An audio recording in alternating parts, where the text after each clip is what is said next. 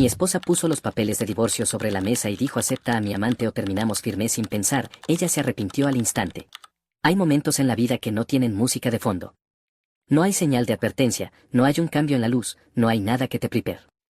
Solo estás ahí, con el café en la mano, mirando la mesa del comedor, y de repente el mundo que creías conocer deja de existir. Ese martes de febrero era uno de esos días.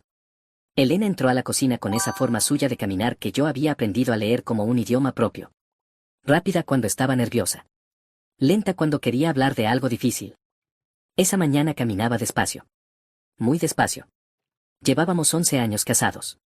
11 años en los que habíamos construido algo que yo creía sólido, una casa en las afueras de Valencia, 2 hijos, Marcos, de 9 años, y Lucía, de 6, un negocio de carpintería que levantamos juntos desde cero cuando yo tenía 32 y ella 29 y los dos éramos tan jóvenes y tan ingenuos que firmamos el contrato de local sin leer la letra pequeña. Nos reímos de eso durante años. Nos reímos de muchas cosas durante años. Esa mañana no había nada de qué reírse. Necesito que te sientes, dijo ella sin mirarme. Ya estoy sentado. Entonces necesito que me escuches. Dejé el café. Algo en su voz, en esa tensión que tensaba cada sílaba, me dijo que lo que venía no era una conversación. Era un pronunciamiento. Elena se sentó frente a mí. Puso las manos sobre la mesa, una encima de la otra, como si necesitara sujetarse a sí misma. Y entonces sacó un sobre del bolsillo de su bata. Un sobre blanco, tamaño folio, doblado por la mitad. Lo puso sobre la mesa entre los dos. ¿Qué es eso? Pregunté, aunque algo en mi estómago ya lo sabía.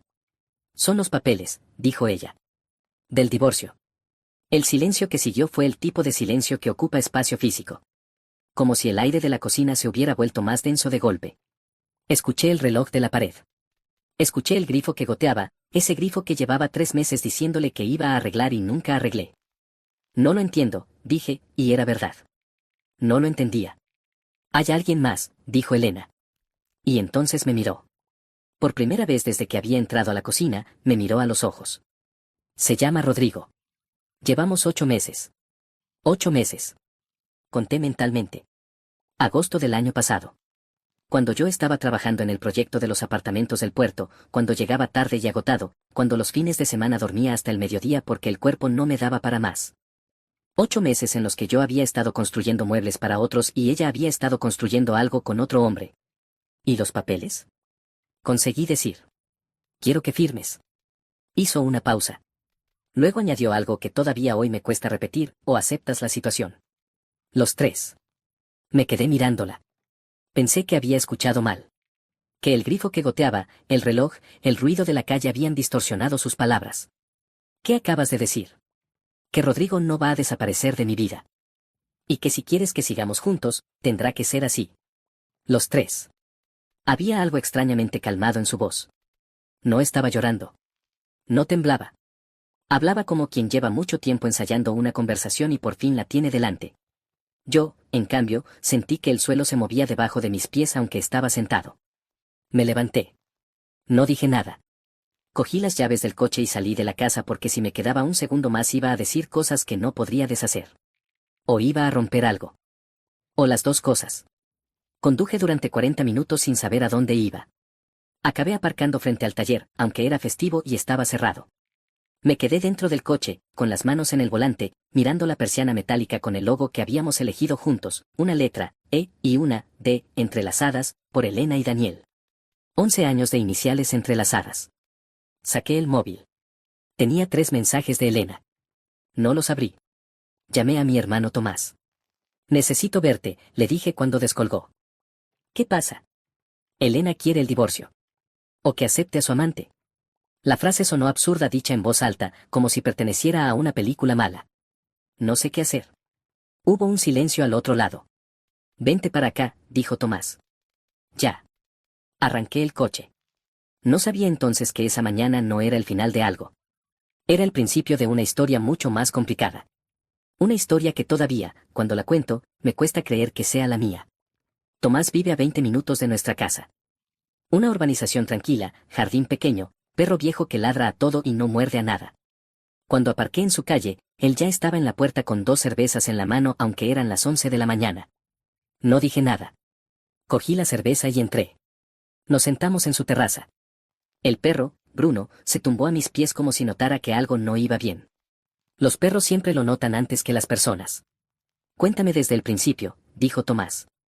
Se lo conté todo. El sobre blanco. Las palabras de Elena. Los 8 meses. El nombre, Rodrigo.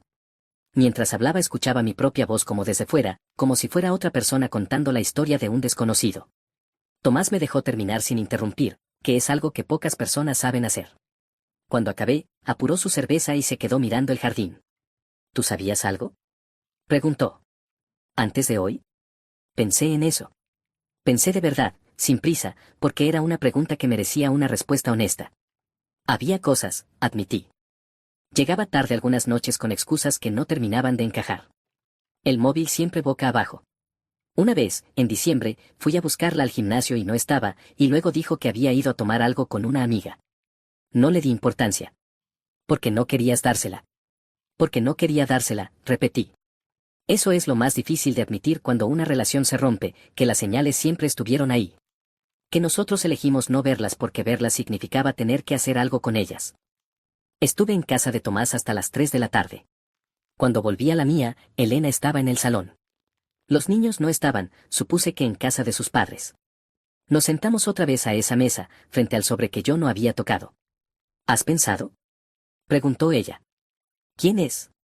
Dije yo. Cuéntame quién es Rodrigo. Elena tardó un momento. Luego habló.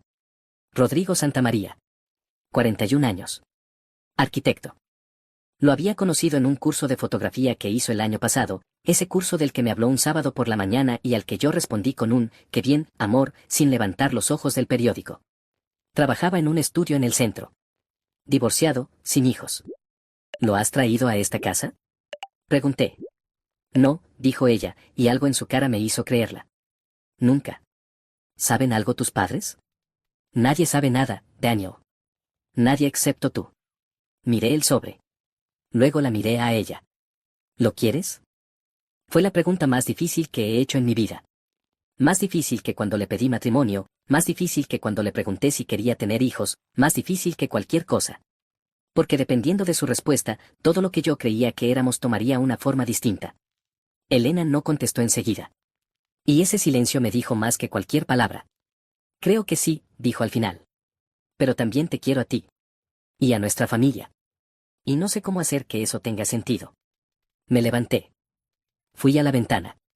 Fuera, 2 niños jugaban en la calle con una pelota. Pensé en Marcos. Pensé en Lucía. Pensé en 11 años de cenas y discusiones y viajes y noches sin dormir cuando los niños estaban enfermos y mañanas de domingo haciendo tortitas porque a Marcos le encantan las tortitas con miel. ¿Cuánto tiempo me das para decidir? Pregunté sin girarme. 1 semana, dijo Elena. 1 semana para decidir si aceptaba compartir a mi mujer con otro hombre o si firmaba los papeles que disolvían 11 años de vida en común. 1 semana para elegir entre 2 opciones que ningún hombre debería tener que elegir. Asentí sin decir nada y subí al dormitorio. Me tumbé en la cama con la ropa puesta. El techo era el mismo techo de siempre. La lámpara que compramos en ese mercadillo de Sevilla el año que celebramos nuestro 5º aniversario. La mancha pequeña en la esquina izquierda que nunca llegamos a pintar. Cerré los ojos. Y entonces me vino algo a la cabeza. Algo que Elena había dicho, casi de pasada, en mitad de la conversación. Una frase pequeña que en el momento no había registrado del todo pero que ahora, en el silencio del dormitorio, resonaba con una fuerza extraña. Rodrigo dice que puede ayudarnos. Al negocio, quiero decir. Tiene contactos. Abrí los ojos. Volví a repasar la conversación completa. ¿Cuándo lo había dicho? Hacia el final, cuando yo ya estaba de pie junto a la ventana. Una frase suelta, casi como un añadido. Casi como si no tuviera importancia. Pero la tenía. Porque yo sabía, aunque no se lo había dicho a Elena todavía, que el taller estaba en problemas. Que llevaba 4 meses con retrasos en los pagos. Que el banco me había enviado 2 cartas en las últimas semanas que todavía no había abierto. Que si en los próximos 3 meses no conseguía un contrato grande, tendría que cerrar. Y Elena lo sabía. Claro que lo sabía. La pregunta era, ¿cuánto sabía Rodrigo? Me senté en la cama. El cansancio había desaparecido de golpe, sustituido por algo más frío. Más afilado. Cogí el móvil y busqué en Google, Rodrigo Santamaría Arquitecto Valencia. El primer resultado era su estudio. Una web limpia, moderna, con proyectos grandes. Edificios. Complejos residenciales. El tipo de obras que necesitan carpintería de calidad. El tipo de contratos que salvarían mi negocio. Me quedé mirando la pantalla mucho tiempo. Y entonces entendí que esto no era solo una historia de traición. Era algo mucho más complicado que eso. Y que la semana que Elena me había dado no era tiempo para decidir. Era tiempo para descubrir la verdad entera. Al día siguiente fui al taller. No para trabajar. Fui a buscar algo que llevaba semanas evitando, las cartas del banco. Las dos que había dejado sin abrir encima de la mesa de mi despacho, debajo de un catálogo de herrajes que usé como excusa para no verlas. Las abrí. La primera era un aviso de vencimiento de un préstamo. La segunda era algo peor, una notificación de inicio de proceso por impago a un proveedor. Cifras que conocía, problemas que había ido aplazando con la esperanza de que algún contrato grande llegara a tiempo. La esperanza, ya se sabe, no paga facturas. Me senté en la silla de mi despacho, una silla de segunda mano que compré cuando abrimos el taller y a la que nunca sustituí porque me daba suerte, decía yo, y miré las cartas sobre la mesa durante un buen rato. Elena lo sabía. Eso era lo que no podía quitarme de la cabeza. Llevábamos la contabilidad juntos desde el principio. Ella llevaba las facturas, los pagos, los plazos. Había sido así siempre, desde el primer día. Era buena con los números, mucho mejor que yo. Si el taller estaba en problemas, Elena lo sabía con exactitud quirúrgica. Sabía exactamente cuánto debíamos y a quién y cuándo. Y Rodrigo era arquitecto con proyectos grandes y contactos. Llamé a Miguel, mi contable, que era también la persona más directa que conozco. Miguel, necesito saber una cosa y necesito que seas honesto. Siempre lo soy. Es mi mayor defecto. Si no entra un contrato importante en los próximos 2 o 3 meses, ¿cuánto tiempo tenemos? Hubo una pausa. 4 meses. Con suerte 5 si aplazamos el préstamo. ¿Y si entra algo grande? ¿Un contrato de obra nueva, por ejemplo? Entonces respiras 2 años por lo menos. ¿Tienes algo en el horizonte? Estoy mirando, dije. Colgué y me quedé pensando. Esa tarde, cuando los niños volvieron del colegio, hice como que todo era normal. Ayudé a Lucía con los deberes de lengua. Jugué una partida de cartas con Marcos. Cené con ellos. Elena y yo apenas nos hablamos, pero delante de los niños los dos sabíamos actuar. 11 años dan para eso también. Después de acostarlos, Elena vino al salón donde yo estaba.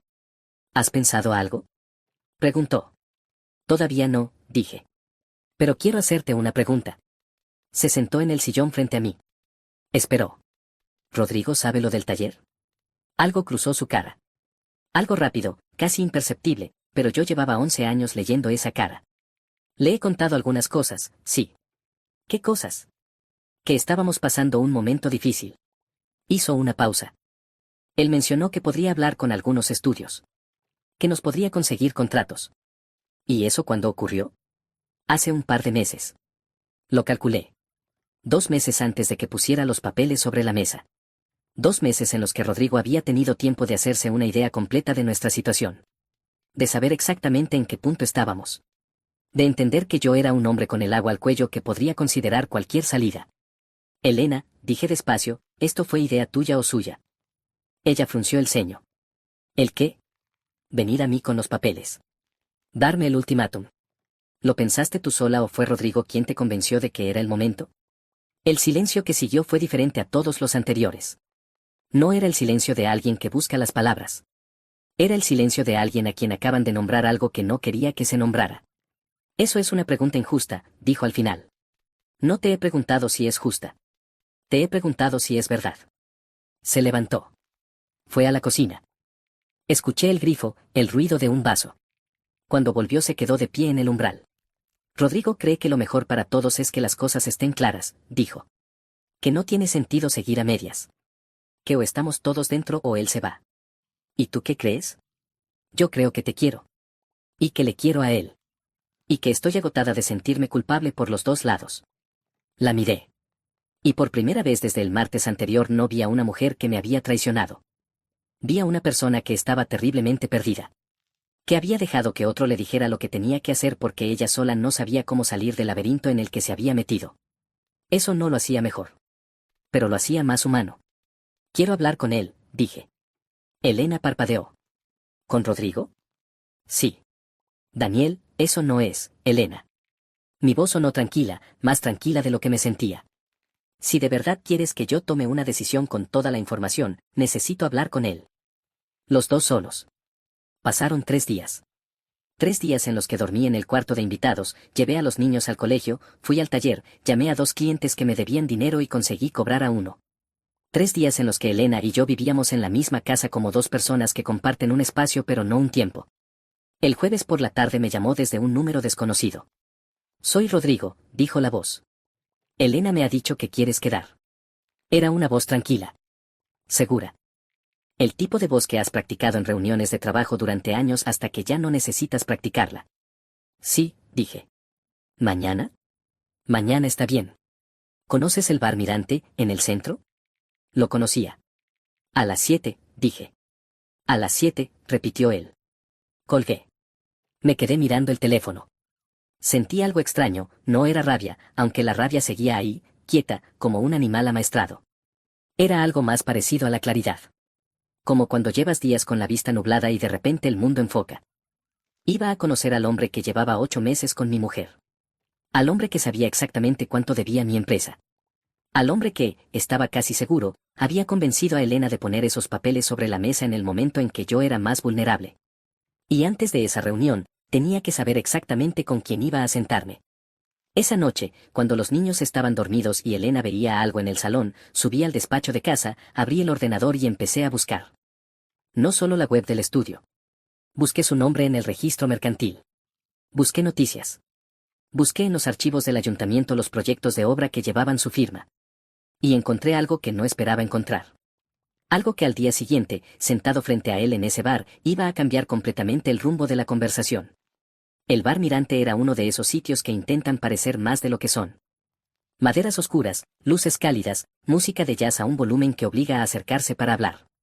El tipo de lugar que elige a alguien que quiere controlar el ambiente de una conversación.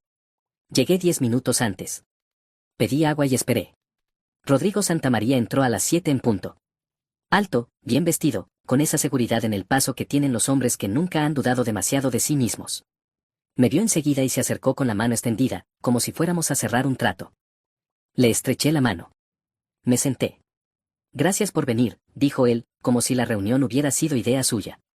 Gracias por aceptar, dije yo, como si no lo fuera. Pidió un whisky. Hubo un silencio breve, de los que cada uno usa para medir al otro. Yo lo dejé hablar primero. Entiendo que esto es difícil, empezó. No es una situación fácil para nadie. No, dije. Elena y yo no buscamos hacerte daño. Las cosas pasan. Los sentimientos no se eligen. Asentí despacio. Lo dejé continuar.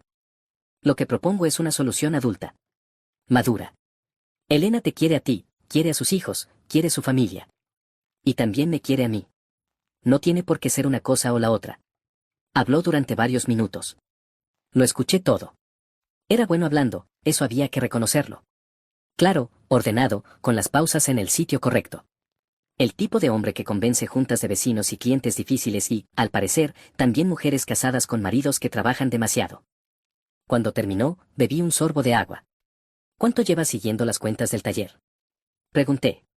Parpadeó. Una fracción de segundo, apenas nada. Pero lo vi. Elena me ha contado que teníais algunas dificultades, sí. ¿Cuánto? Repetí. No sé las cifras exactas. Rodrigo. Lo dije con calma, sin subir la voz. He pasado 2 noches buscando información sobre ti. Sobre tu estudio. Sobre tus proyectos. Algo cambió en su cara. Todavía controlada, todavía tranquila, pero algo se había movido detrás de los ojos. Y saqué mi teléfono. Lo puse sobre la mesa con la pantalla hacia arriba. Era una página del registro mercantil. El nombre de su empresa. Y debajo, los nombres de los socios. Uno de ellos era un nombre que yo conocía muy bien. Carlos Vidal.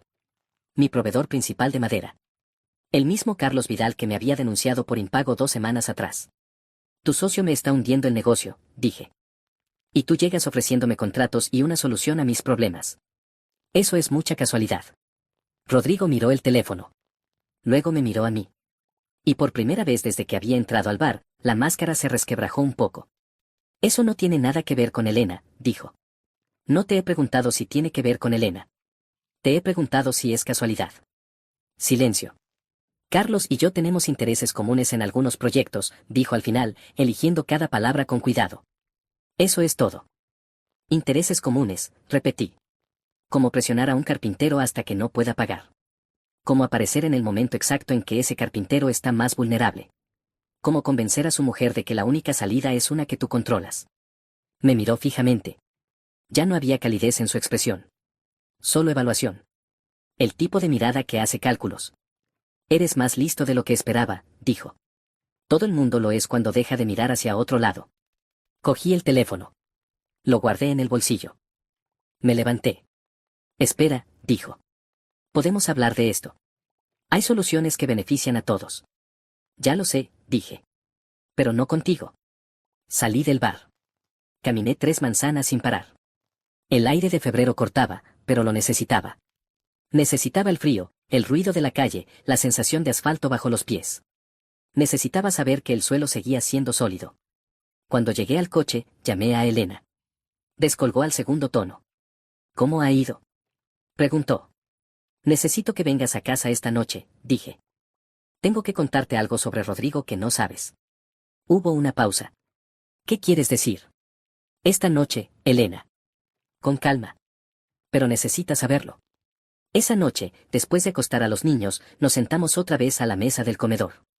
El mismo sitio. La misma lámpara. Pero sin el sobre blanco entre nosotros.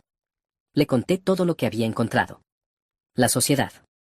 La conexión con Carlos Vidal. El timín demasiado perfecto entre las presiones al taller y la aparición de Rodrigo en su vida. No lo dije con rabia. Lo dije como se cuentan los hechos, uno detrás de otro, sin adornos. Elena me escuchó sin interrumpir. Cuando terminé, se quedó mirando la mesa durante mucho tiempo. Luego cerró los ojos. Los abrió. ¿Estás seguro? Preguntó, aunque su voz decía que ya lo estaba ella también. Sí. Dios mío, dijo en voz baja. Y no dijo nada más durante un rato. No me alegré. Quiero que eso quede claro. No sentí satisfacción ni victoria. Sentí tristeza, sobre todo. Tristeza por ella, que había creído que encontraba algo real y había encontrado una estrategia.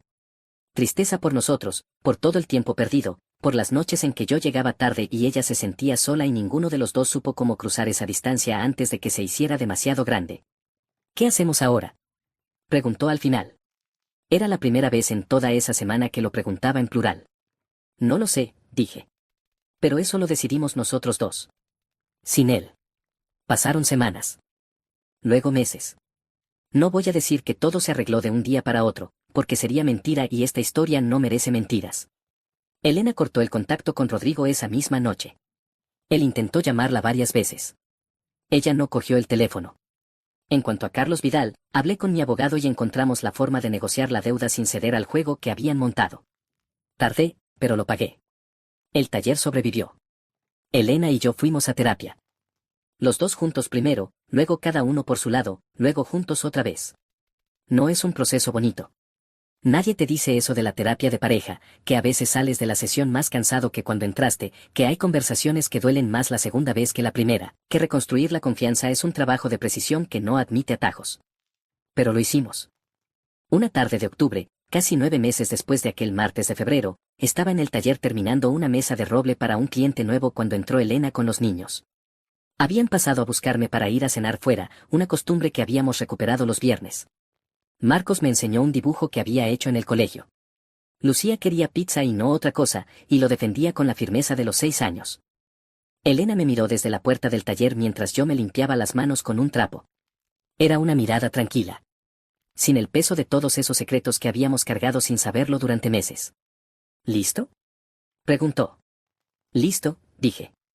Y salimos los 4 juntos a la calle, bajo el cielo naranja de octubre, con Lucía hablando de pizza y Marcos tropezando con sus propios pies como siempre y Elena caminando a mi lado, despacio, sin prisa.